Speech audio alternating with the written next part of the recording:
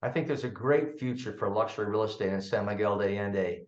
We're looking forward to some great opportunities in 2024. Hi viewers, welcome back to another video. I am Maya, your interview host for Berkshire Hathaway Home Services here in San Miguel de Allende in central Mexico. Today we're interviewing Greg Gunter. He's the broker and co-owner, along with his business partner Alma, of the sole Berkshire Hathaway Home Services office here in San Miguel de Allende. Hi Greg, how's it going? Hey Maya, how are you? Good to see you today. Good to see you. Happy to have you here to discuss today's topic, which I find really interesting. Today we'll talk about unveiling the future of luxury real estate in San Miguel de Allende. So a very, very exciting topic to discuss. I would like you to share, Greg, with us some of the appeal of Mexico's high-end property market. And well, why don't you tell us why Mexico is a hot spot for luxury real estate to start? You know, one of the biggest appeals for a lot of my investor clients or buyers, you know, some of them are buyers for a second home, some of them are investors from a rental property, is our proximity to the United States. A lot of people look at Portugal and Spain and some other places like that, but you know, that's a full day to get over there. And a lot of people love the fact that we're just a short 2-hour flight to the United States. So there's a big appeal for people that still have family in the United States. Maybe they still have some business. They like to go back and forth to the US. That's a big appeal. The cost factor is another really big appeal. It's very affordable in San Miguel de Allende. Homes are a third to a fifth of the cost that they might run on the coast in the United States, you know, in places like California or New York or Florida. So the affordability is really a prominent reason why a lot of people will look in Mexico, and especially in San Miguel de Allende. The affordability, lifestyle, affordability, and proximity, those are kind of the key. Oh, and climate. Of course, we can't forget climate. We'll probably talk about that a little later, but those are the really strong appeals of the luxury real estate market in San Miguel de Allende. Yeah, it's the whole package. And as you said, it's just very, very interesting how people automatically think about the beach when they want to move to Mexico or to just warmer weather, to have warmer weather. And they choose the beach without really knowing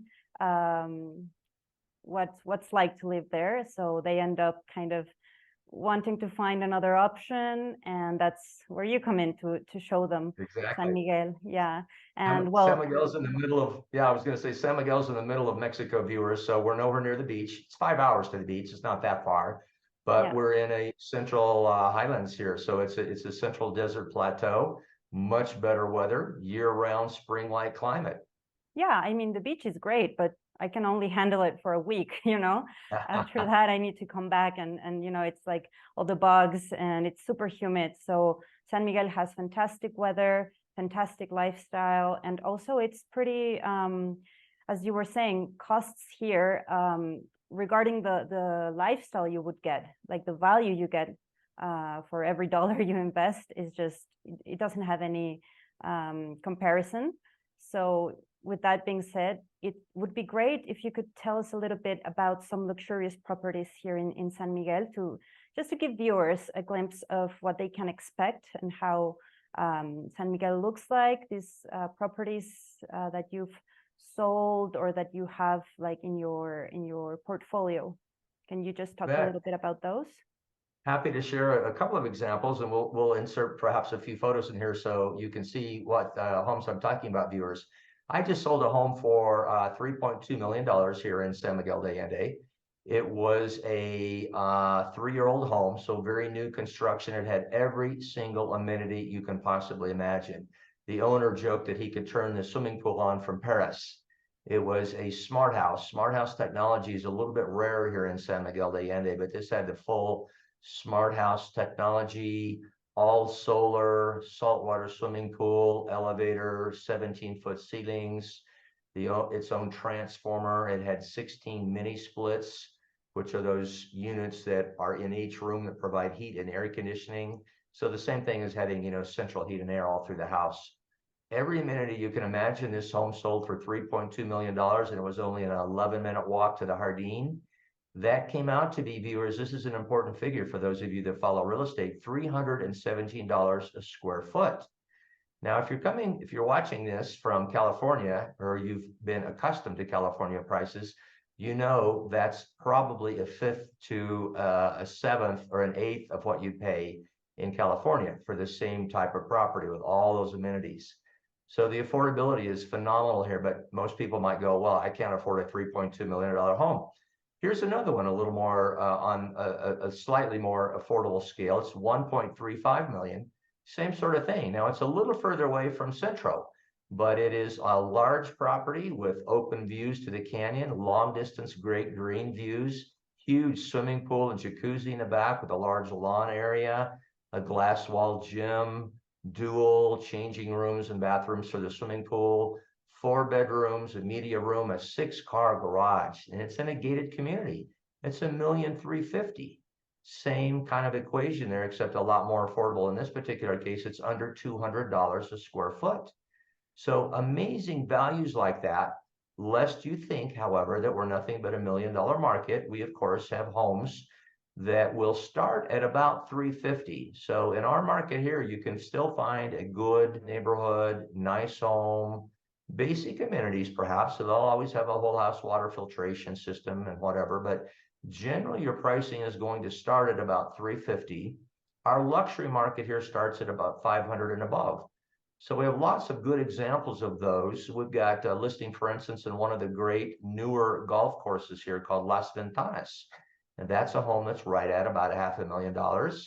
It's got a wine cellar, it's got mini splits, it's got a great little terrace, a brand new kitchen. It's been fully renovated and on a golf course community for $500,000.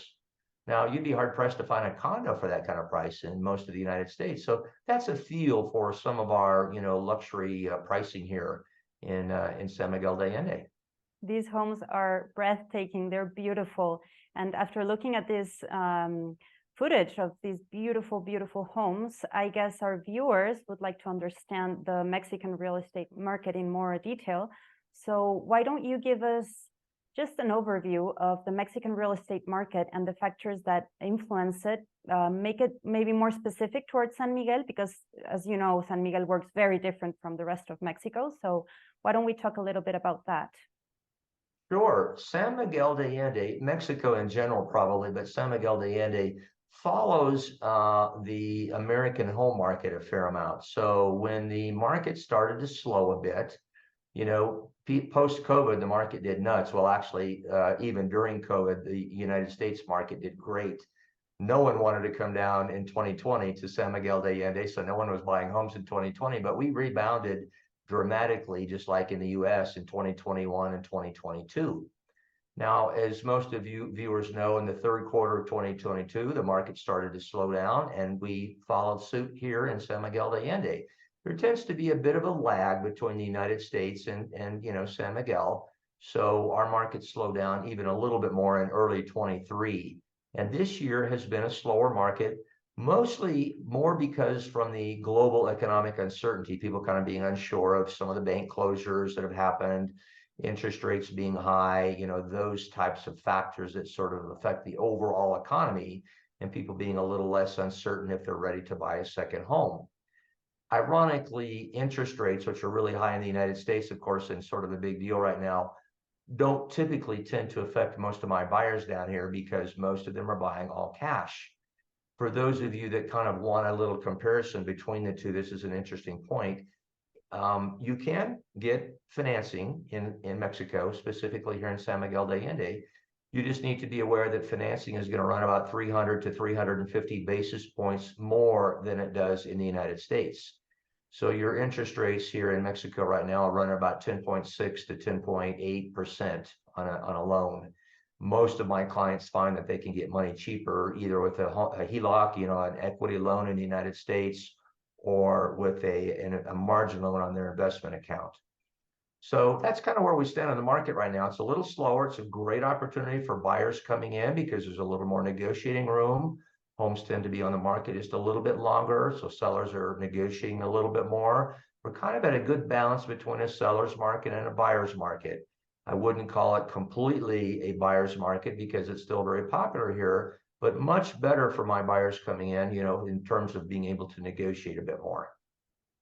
That's incredibly interesting. Thank you for sharing this. And well, now that we have talked a little bit about the past with the COVID pandemic, would you mind discussing a little bit what trends are expected in 2024 regarding the real estate market in San Miguel de Allende?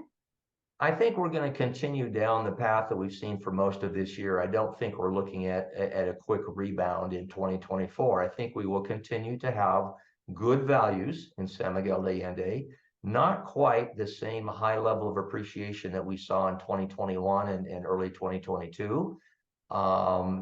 Historically, you can see appreciation rates of about 18 to 20% in parts of Centro. In other words, closer to the Jardín, the popular areas of town.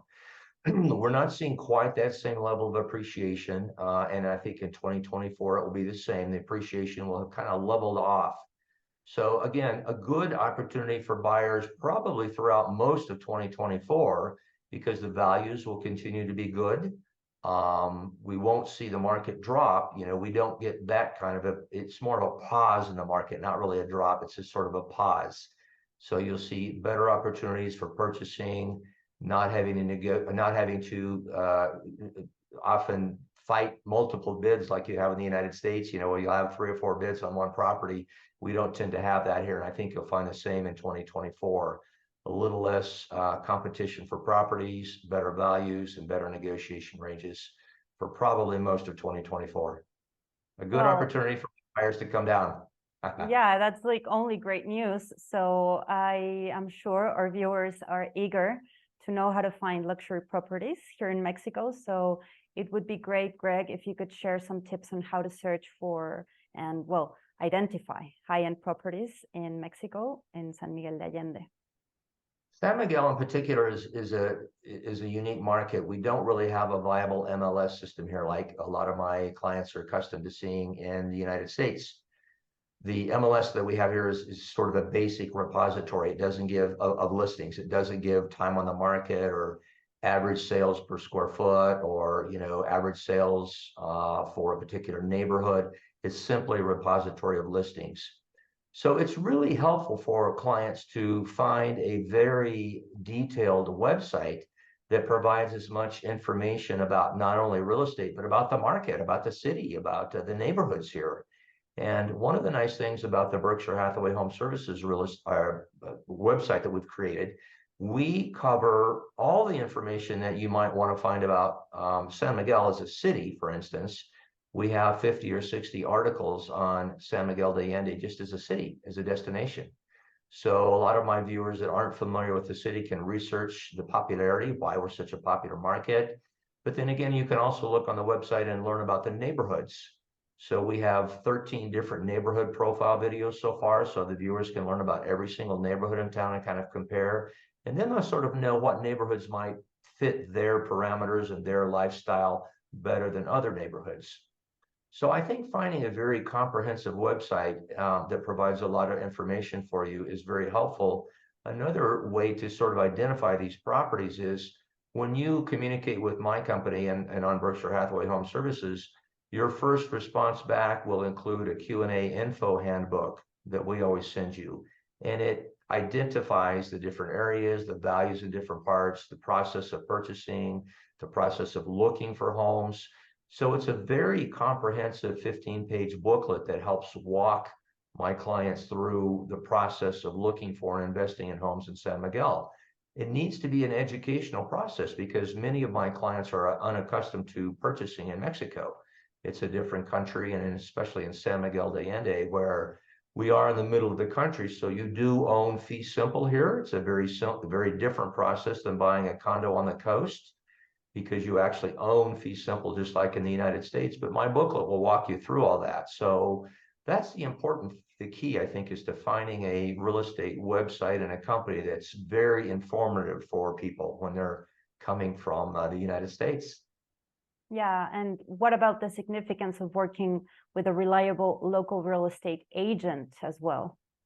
Yeah, picking a specific agent is really important. So here's one of the key factors that I would look for viewers.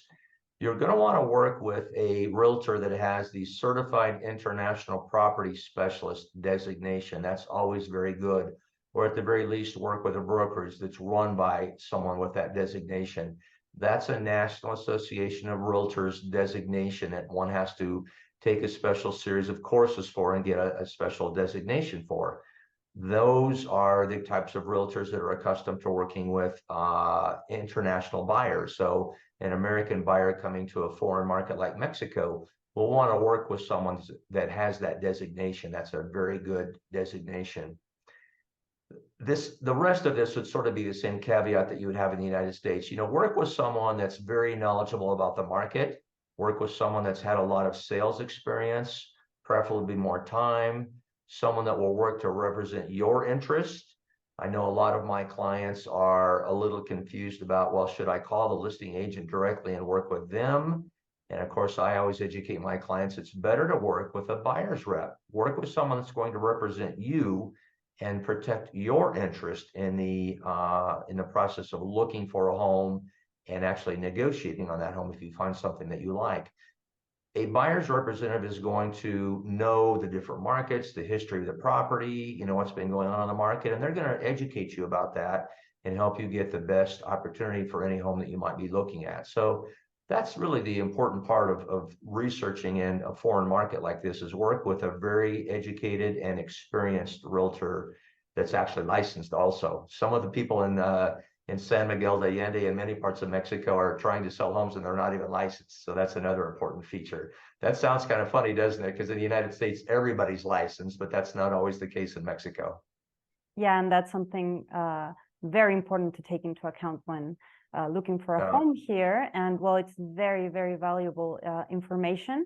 Now let's talk about the paperwork involved, all the legal aspects, because I think viewers also want to know about that. It might be the most stressful part of this whole process. So why don't you discuss the legal aspects of buying a property in San Miguel de Allende, including foreign ownership laws? I think that's important. Yeah, it is really important, especially because we are in central Mexico. So that's the important thing to know. When you're investing in real estate along the coast or along the border, you don't actually own the property. You don't actually purchase the property. You have the property through a bank trust called a fideicomiso. However, when you're in central Mexico, like San Miguel de Allende, it's very much like the United States. So in honesty, the ownership process is just like the United States, because you own it, fee simple, the deed is in your name. But really, the whole process of going through the purchase process and the ownership process is very much like in the United States. We use contracts that are based on boilerplate language from the United States. We use escrow companies that are just like in the United States. My company in particular uses an escrow company that's insured and bonded, just like in the US. Believe it or not, that's a rarity in Mexico. So ask your agent if the escrow company that they're using is insured and bonded. That's kind of an important point. But the biggest thing again is to stress the fact that you're owning it fee simple here. So the deed is in your name. Nobody can take the property away from you, and it's just like owning a property in the United States. We walk you through that process so you understand that all the way through closing, and are right there with you even behind after the closing process to kind of help you with the rest of the process of getting a property manager to help you manage the property, how to pay your taxes, your property taxes, those kinds of things. Yeah, thank you. Thank you, Greg. And would you mind maybe walking us through the process of purchasing a property and the paperwork that's involved in more detail, please? Sure. When you find a property that you like, working with one of our realtors on our team, you might go back and forth, just like in the United States on bids. It's interesting. A lot of my clients go, well, where I come from, there's an asking price and you have to bid above that. Especially that was true during the pandemic, maybe a little bit less so, but a lot of the coastal properties are still like that. You have an asking price and you have to bid above it. In Mexico, it's just the opposite. You have an asking price and you're typically negotiating off that asking price. So you'll typically go back and forth on a couple of offers, finally reach a mutually agreeable asking or selling price between the buyer and the seller. You'll sign an initial offer contract. From there, we'll open up an escrow account. you'll do an inspection on the property. And this is the nice thing, team, to think about for all you viewers that are wondering about the process. There's no money that exchanges hands until you've done an inspection on the home.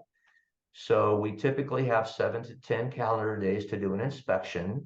You'll see if there's anything that needs to be done to the home. You can negotiate that with the seller. Once that's all done and you've said, okay, seller, I want you to fix this or that needs to be done. Typically, there's not a lot of negotiation on that. I might point that out. It's a little different from the United States from the standpoint that homes here tend to be sold on an as-is basis. So most of the negotiating that happens after the offer has been agreed upon is for items that can't be seen.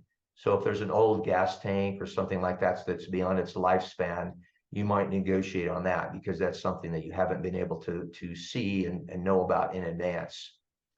So once you've negotiated any points with the seller, you then remove the inspection contingency, and only then are you putting money into an escrow account. Now, again, we use a licensed and bonded escrow account that's based in the United States. If you're a buyer coming from the US, your money goes from a US account to another US account, that's the escrow account, and typically the seller is American, so your funds never leave the United States. It's a very easy process. It's a wire transfer that goes from one domestic account to the other. That's typically a 10% earnest money deposit that goes into the escrow account. You then will be applying for what's called an SRE permit, and that's a permit to purchase property as a foreigner in Mexico. It's a very easy process. It's a rubber stamp process that everyone gets, typically very quickly. And then we, have about a 10-day a lag time until the final closing. And by the way, I guess I didn't mention this yet. The total time frame from the time you get an accepted offer until closing is generally 30 days in our market. So it's a little bit faster than the United States. Again, that's because it's generally almost always an all cash transaction. So it's a relatively short closing period here. You'll be funding the last 90% of the purchase price into escrow about 3 days before closing. And then you'll also be wire transferring those closing costs that you're going to see. Now, there's another little difference here between our closing cost in Mexico versus the United States. Viewers, remember your property taxes are super low in San Miguel de Allende. The way that the government sort of adjusts that is there is an acquisition tax. Some places in the United States call it a transfer tax. Down here, we call it an acquisition tax, and that's 4% of the purchase price. And then there's another about 1.1% of the purchase price that are your typical closing costs, like you would pay in the United States for the escrow company and the title company. Down here, that goes to a guy called the notario. It's the legal team called the notario. So your total closing cost of 5.1% will also get wire transferred with that last payment to escrow, and all those funds get dispersed at closing. So again, very much like a US process. One of the other differences that viewers need to be aware of is there has to be someone physically present at closing. So if you think you may not be able to come down, I will often do a power of attorney where one of the attorneys on my legal team gets named as the power of attorney. And in case you can't come down for the closing or something happens, you have a family emergency and you can't actually physically be here, the power of attorney can sign for you. So that's one of the important differences. And we'll often set that up pretty early in the process, shortly after you sign the dual signed purchase agreement. But it's a relatively easy process. There's always someone here to walk you through each step of the process. When you're working with one of my team members, you get a little booklet that explains every single step of the process all the way through. So, we make it very easy, even though it's a foreign country and a few things are different. We're here to hold clients' hands all the way through the process, and we have lots of written information to help you through it as well. I'm sure this will be very, very reassuring to anyone who's thinking about moving to San Miguel de Allende. And something else we'd like to touch on is investment and return on investment, investment opportunities. Why don't we talk about the potential return on investment in San Miguel de Allende's luxury real estate market, if you'd like to share some of that, Greg? Certainly, we're a very tourism-based city here. The last statistic I saw for a little town of 150,000 people, we had 3 million visitors in 1 year. That was pre-pandemic. So we have a lot of visitors that come here, and what that means is a great opportunity for a rental property. Now, a lot of my clients, they'll buy a home here and they really do plan to come down and they spend time here. And sometimes they might even spend 2 months or 3 months a year here, but they end up wanting to rent the property for the rest of the time. That's a great way to not only cover all of your expenses for carrying cost on the property, but you'll also earn, a return on your investment. It might be a little lower one if you're still staying in the property 2 or 3 months of the year versus buying something purely as an investment property. I have a number of clients that will come down and buy their main home here, and then they'll buy 1 or 2 other properties in San Miguel purely as a rental property. They just do nothing but rent it all year long. They never stay there. They just rent it. Now, in some cases, you can get low double-digit ROIs, which is almost unheard of. That's a very difficult statistic to earn in the United States. So you're getting a great return on investment because of our tourism here. We have a lot of, a higher occupancy and a great nightly rate for rental properties just because of the demand. I mean, once you've been named the #1 city in the world 9 times, a lot of people want to come and visit, right? So that has to do with a great rental return. Another great statistic that a lot of my buyers don't think about, though, is what's called an internal rate of return. Remember, I have an MBA in finance, so I'm a little bit more numbers oriented than some realtors in town. And the IRR is really the true number that you want to look at if you're looking at a property down here as an investment, because we have great appreciation. So you'll have a good ROI, from an annual basis of renting the property, but your appreciation is what really makes that IRR, that internal rate of return, great over your holding period of, let's say, 10 or so years. As I mentioned a little earlier in today's video, you might get as much as a 15 to 20% appreciation rate. So great investment opportunities for anybody that wouldn't want to rent a home that they're still living in it part-time, or purely investing in something purely as a rental property. Both of them can provide good ROIs. Fantastic. That's fantastic. And now that we're at it, why don't you highlight maybe some of the areas with the highest growth potential in San Miguel? Sure. In my little booklet, in our booklet that we send off to clients that inquire, as soon as you land on my website, you'll have the chance to inquire and request the Q&A info handbook. And one of the things that I talk about there is that property values are in San Miguel de Allende, and rental rates, therefore your rental income, are based on your sideline and your walking distance to the parroquia. That's our iconic Eiffel Tower of San Miguel. It's right in the very heart of town. It's right on the Jardín, the town square.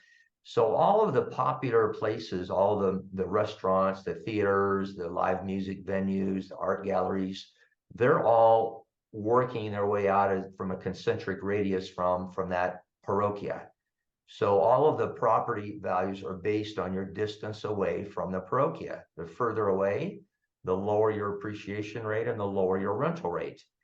Typically, most properties within a 15-minute walking radius are the most popular and therefore have the most appreciation and the best rental rate. Once you get beyond that 15-minute walking distance, and it's kind of a pro rata figure, you'll drop maybe something like $25,000 in value for every 30 seconds further out. And that might sound sort of nitpicky, doesn't it, when I'm saying 30 seconds further out, but this is a very walkable community. So remember, a lot of my buyers love to look at buying here because of the walking distance factor. So if you end up purchasing a home that's 25 minutes walking distance, most people don't really consider that to be a normal walking distance. Within 15 minutes is more of a normal, kind of walking radius. And those properties are the ones that are going to see the higher appreciation and the better rental rates from a rental perspective. So Centro being one of those. If you go on my website, you'll take a look, and see the 13 best neighborhoods. But of those that are very popular and have the better rates of return on appreciation are going to be Centro, Guadiana, parts of San Antonio, parts of Obraje, the lower parts of Balcones, some of those kinds of neighborhoods that are closer and within that 15-minute relatively flat walking distance to the Jardín. So those are the neighborhoods to kind of concentrate on for, of course, you're going to pay more for a property there, but you're going to have better appreciation and better rental rates. Yes, of course. Who doesn't want to just walk everywhere, right? Yeah, So now yeah, that that's we're at very it, popular. exactly. So now that we're at it, we should maybe talk a little bit about the lifestyle and amenities of San Miguel de Allende. And maybe, Greg, you could share with us some insights into the culture, the lifestyle that makes San Miguel de Allende just a very attractive destination for luxury home buyers. Sure, we just talked about the biggest lifestyle factor, I think, which is that walkability. You know, a lot of us think of, me included, I live within a 12-minute walk of the Jardín. I love that. I've lived within walking distance of the Jardín almost my entire 14 years of living here. We all love the fact that San Miguel de Allende is like a little European village where you can walk everywhere, so you'll hardly ever have to use your car. As an example, I have a year-old car that only has about 3,000 miles on it because I seldom have to drive. So it's a very walkable community. We all love that we can roll out the door and be in a restaurant. For instance, I can be in 6 restaurants within 60 seconds of my home. If I want to walk another 7 or 8 minutes, I can be at another 100. And if I want to walk, 10 to 12 minutes, I can be within about 200 or 250 restaurants. This town has 550 restaurants on TripAdvisor. So for a little town of 150,000 people, we have an amazing culinary experience here. And the majority of those are very high-end, very nice restaurant dining opportunities. A lot of them celebrity chefs from other countries. One of the examples I love to share is one of the chefs here in town. He's a Mexican chef, but he had a very successful restaurant in London for 20 years. And when he decided to move back to his home country, he said, well, where shall I go? Well, San Miguel de Allende has become the culinary capital of Mexico. I'm moving back to San Miguel instead of back to Mexico City. So a lot of that has occurred here. We have a lot of Mexico City restaurants that have opened a second destination here in San Miguel. I also tell a lot of my buyers when they're asking about the lifestyle here that San Miguel de Allende has the largest social and cultural English language infrastructure of any destination anywhere in Mexico. Truly, I mean, that's when I say that, I mean that from a theatrical standpoint, music, opera, you name it, we have more of the English language operas, obviously not in English. Rarely, at least, is it? But you've got at least subtitles. You'll see the super titles up at the top that are in English, and you don't find that in other parts of Mexico. So our social and cultural infrastructure here is great. We have a lot of organizations that are easy to meet people. We have a lot of venues here that have weekly or monthly events, like our organic market here has a weekly event every Saturday, and about 1,000 of us gringos all go and meet and greet. And you have farm style seating where you're seating with other people you don't know, and there's an entertainer singing and people making breakfast and lunch, and it's a great way to meet people. And then the Fabrica Aurora is a big art gallery complex of about 43 art galleries. And the first Saturday of every month, for instance, they have the art walk. And so 2,000 or 3,000 of us locals will go and meet and greet and have a glass of wine and listen to the band and walk around and see all the art galleries. So this city has a phenomenal opportunity to meet people. If you want to become active and really get involved, even if you're retired, we have 120 nonprofits in town. They're always looking for people with some good experience that want to put their heart where their cause is. And so if your cause is educating women, there's Mujeres en Cambio and Jóvenes Adelante. If your goal is to help kids get a good nutritious meal so that they can learn more at school, there's Feed the Hungry. If you care about healthcare for children, anybody under the age of 18, there's Patronato Pro Niños, for instance. I've been on the board of Patronato Pro Niños and really support them. There's a lot of great organizations as well, and they love to have volunteers to get involved. Casita Lind is another good one, for instance. And when you talk about the cultural infrastructure here, a lot of these organizations have a fundraiser. So once or twice a year, they'll have a big fundraiser. And it's just like in the United States, but instead of paying $5,000 a ticket, you're only paying $250 a ticket or something like that down here. So it's a much more affordable way to support a good cause and go to a good event and have a fun time. The lifestyle down here is what draws my clients and me. I'll live here the rest of my life. I've lived here 14 years, and it's because of the lifestyle. I absolutely love it. I know you do too, Maya. And this, though, viewers, while we're talking about lifestyle. So one of the things I'd love you to do, by the way, if you're watching this on YouTube, please subscribe to our YouTube channel. We have a couple of them, but please subscribe to the YouTube channel you're viewing this on. You'll see a lot of other lifestyle videos on there as well, though, the things that talk about the lifestyle. And then a very important point, I think, is please go on our website. When you go on the website, there'll be the opportunity to sign up for this Q&A booklet that I talked about. So it'll cover in a lot more detail what we've briefly sort of touched on today. I think you'll find it very informative and very helpful. And from there, you can kind of explore a little, do on your own, ask for a little more help if you like, but just do some early exploration. But make sure, again, subscribe to YouTube so that you can get our ongoing videos that come up. And then go on the website and explore. There's some great things to find on our website. It's not just about real estate. It's about lifestyle. We'd love to have you come on down. Come join us. Well, thank you so much, Greg. It's been a fantastic conversation. I am really happy to have talked about all of this with you. And well, we'll see each other on our next video. Let's do it again soon, Maya. Talk to you soon. Bye, Greg. See you soon. Viewers, thanks for joining us.